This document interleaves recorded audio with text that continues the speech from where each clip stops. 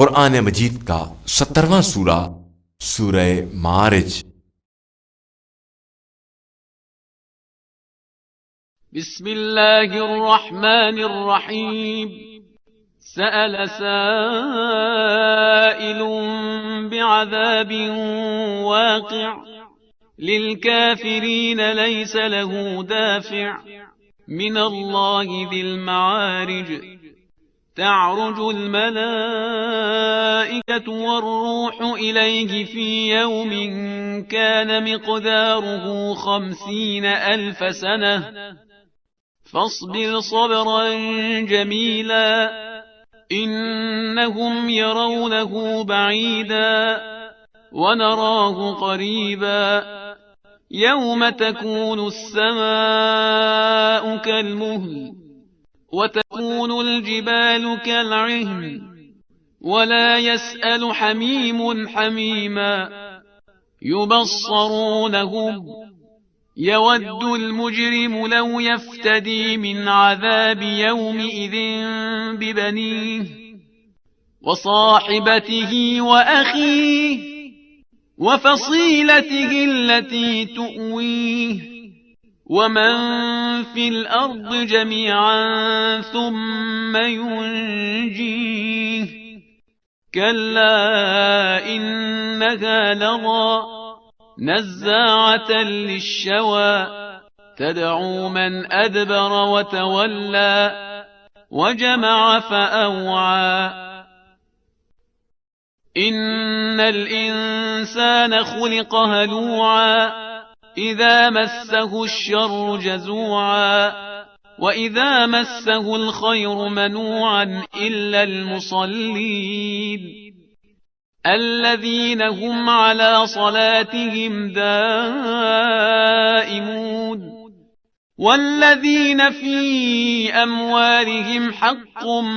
معلوم للسائل والمحروم والذين يصدقون بيوم الدين والذين هم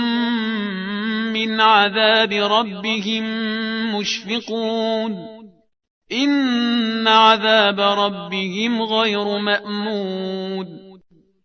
والذين هم لفروجهم حافظون إلا على أزواجهم أو ما ملكت أيمانهم فإنهم غير ملومين فمن ابتغى وراء ذلك فأولئك هم العادون والذين هم لأماناتهم وعهدهم راعون والذين هم بشهاداتهم قائمون والذين هم على صلاتهم يحافظون أولئك في جنات مكرمون فما للذين كفروا قبلك مهطعين عن اليمين وعن الشمال عزين أيطمع كل امرئ منهم أن يدخل جنة نعيم كلا إنا خلقناهم مما يعلمون